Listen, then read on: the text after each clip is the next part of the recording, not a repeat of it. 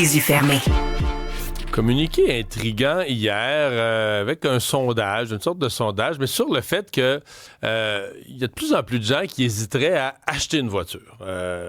Puis qui ont quand même besoin d'une voiture.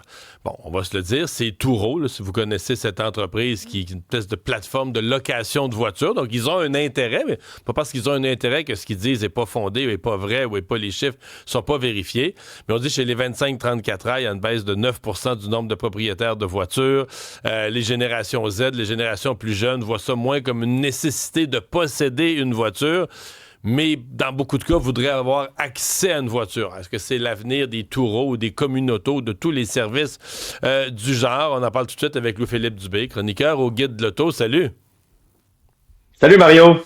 C'est-tu vrai? Est-ce que c'est une tendance que vous observez, le moins de nécessité de posséder son auto? Les chiffres parlent pour eux-mêmes. On a eu une année très difficile côté politique avec les tarifs, les véhicules électriques, etc.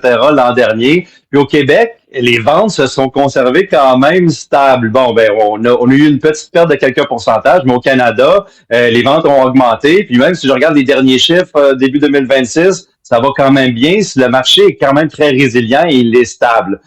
C'est sûr qu'il y a maintenant toute l'augmentation des coûts d'avoir un véhicule. Et on le souligne dans cette étude-là, les assurances, l'entretien, l'essence, etc. Donc, ce sont des variables qui jouent beaucoup sur les intentions d'achat et l'agrément un peu d'avoir un véhicule parce que ça coûte de plus en plus cher.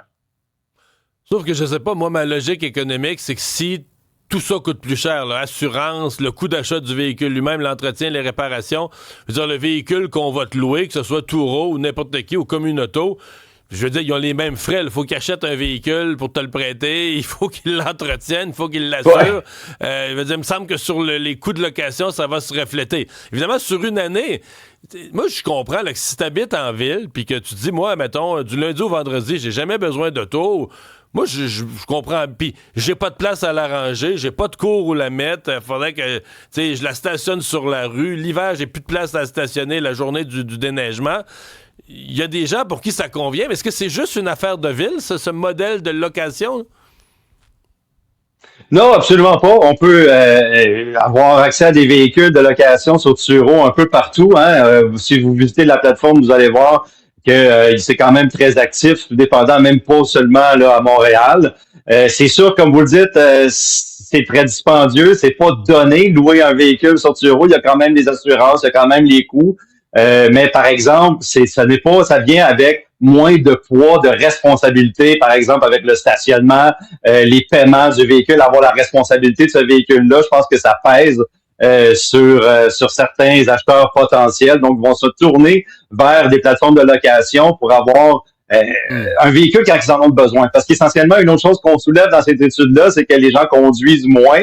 Ça doit être probablement plus en ville à Montréal. Les gens passent moins d'heures dans leur véhicule. Donc, quand on fait le calcul, on se dit peut-être que c'est mieux d'avoir un véhicule une fois de temps en temps à location que d'avoir le poids là, de l'achat, la location, le financement là, qui vient avec le véhicule. Ouais.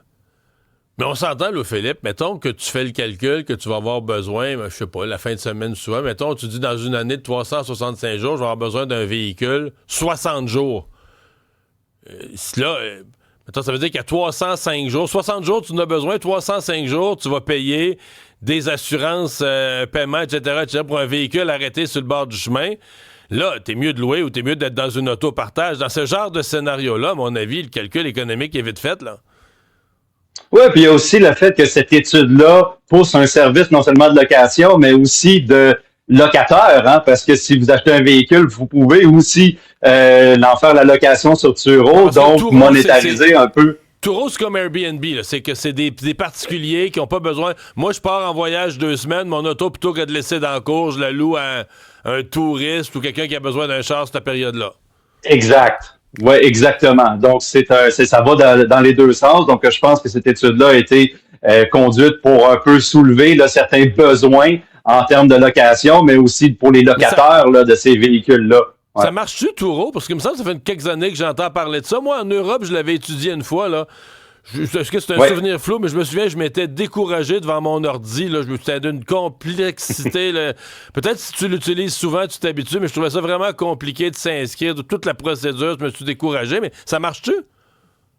Oui, ça fonctionne dans plusieurs pays. En fait, là, en Australie, en Angleterre, en France, au Canada. Moi, je l'ai je pense qu'il y a en Colombie-Britannique, au Québec, là aussi, là, mais moi, je l'ai utilisé souvent. Ça fonctionne très bien. Toi, Philippe, tu l'as utilisé et tu as aimé ça? Oui, absolument. Oui. Ça a certains avantages.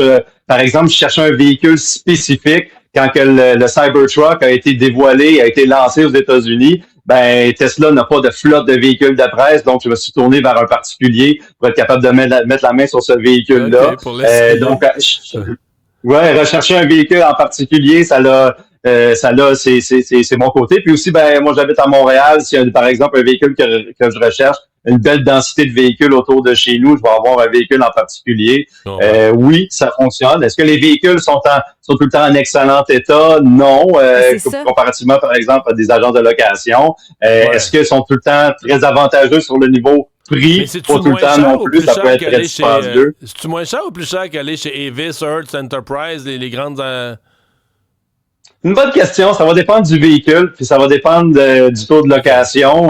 Mais c'est fiable? En général, c'est pas vraiment moins cher. Pas vraiment moins cher. Mais toi, Isabelle, tu l'as utilisé aussi? Oui, parce que mon auto était au garage la semaine passée, puis il n'y avait pas de voiture de remplacement. J'étais à pied. Donc, Turo, moi, je l'avais utilisé aux États-Unis. Ça avait super bien été. Tu l'as utilisé la semaine passée? Oui, mais moi, je me demandais tout le temps. Je trouvais ça intéressant comme Airbnb. Un coup que ton compte est fait, là, tu sais, tu peux aller, t'as une heure pour aller le récupérer, tout ça. Je trouve ça intéressant. T'es allé chez quelqu'un dans sa cour chercher l'auto? Oui, mais moi, je me demandais quand même, quand je regardais les descriptions, je regardais pour le moins cher. Est-ce que la description, elle est fiable? Est-ce que je peux me fier vraiment à ce qu'ils disent, le kilométrage, le ci, le ça? Fiable? Bien, là, oui, mais ça a bien été, mais je me disais, s'il arrive quelque chose avec le véhicule, parce que c'était une mauvaise évaluation, je savais pas si je pouvais me fier à ce que je voyais sur le site Turo. Ben, je suppose que c'est comme Airbnb, là. Tu peux te fier jusqu'à temps que la personne truque les photos un peu ou arrange ça. Le loto, c'est que si t'arrives de quoi avec, tu sais, je trouvais ça... Tu parles de sécurité, oui, là, tu parles de mauvais entretien mécanique, ouais. Puis Jean-François, à mise en onde, t'as déjà utilisé ça aussi, toi? C'était un succès, moi. Je m'étais offert une Porsche. J'avais loué une Porsche, mais 1986, donc le prix était beaucoup plus avantageux. Mais tu te prenais pour James Bond? Ben non, mais c'était un trip que j'avais. J'étais allé en Arizona, et puis on avait traversé une partie du désert avec ça, et la voiture avait eu un ennui mécanique, et le propriétaire était venu me rejoindre jusqu'à Flagstaff. C'est peut-être à 1h15 de route. Okay. Il avait changé un petit relais dedans, puis il était reparti. Fait que moi, ça a bien été, puis c'était pas cher. Là. C'est vrai qu'en Californie, j'avais fait mon road trip, puis ça avait bien été avec Turo. Francis Gosselin, on peut louer des vannes aussi, mettons, pour déménager. Je m'en sers souvent, c'est super. Bon, ben, c'est moi qui étais épais. Il travaille trop. Louis-Philippe, est-ce que c'est une tendance que tu t'attends, mettons, dans les prochaines années, de plus en plus de ce type de location?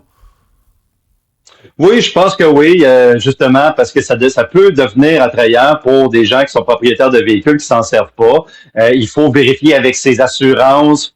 Si on peut faire ça, il faut vérifier aussi, est-ce que c'est payant, par exemple, parce que le véhicule qu'on loue, il y a beaucoup d'offres sur Turo, et si ça devient moins payant pour toute la chiard que ça amène, parce qu'il faut gérer les locataires, il faut gérer l'entretien, il faut gérer les plaintes, etc. Donc, c'est un pensez-y bien.